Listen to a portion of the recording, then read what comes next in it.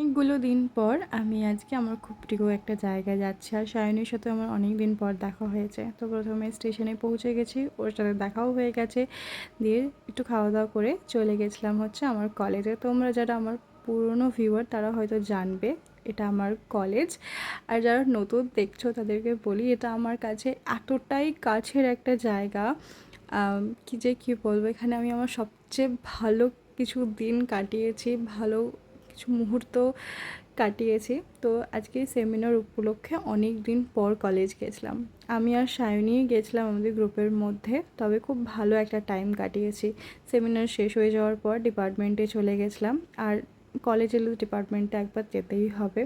তো ডিপার্টমেন্টে গিয়ে আবার মানে এত আমার নস্টালজিক লাগে, এত ইমোশনাল হয়ে পড়ি, কারণ এই ঘরটার মধ্যে আমরা কত কত কত সুন্দর সুন্দর মুহূর্ত কাটিয়েছি আমার বন্ধুদের সাথে। তারপর একটু ঘাটে গেছিলাম, ঘাটে একটু গল্পগুজব করে ছবি টবি তুলেছি এবং একটু রোদটাও লাগছিলো, তো রোদটা পড়ার অপেক্ষাও করছিলাম। দিয়ে চলে গেছিলাম শ্রীরামপুর। ওখানে আমার টুকিটাকি কিছু কেনার ছিল, আসলে টুকিটাকি নয় অনেক কিছুই কিনে ফেলেছি বলতে বলতে। প্রথমে এই দোকানটাতে চলে গেছিলাম, তারপর একটু কসমেটিক্স কিনলাম কারণ দরকার ছিল। আর এখানে আমি এতগুলো কার্নেট দেখে একটাও পছন্দ করে কিনতে পারিনি।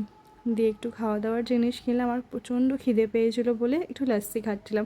আর এই দোকানের লাস্সিটা ভীষণ ভালো করে শ্রীরামপুরে। তো একটু লাস্সি খেয়ে তারপরে একটুখানি মোমো খেয়ে বাড়ি চলে আসে। খুব সুন্দর একটা দিন কাটিয়েছি, তোমাদের সাথেও শেয়ার করলাম। আজকের জন্য এইটুকুই, টাটা বন্ধুরা।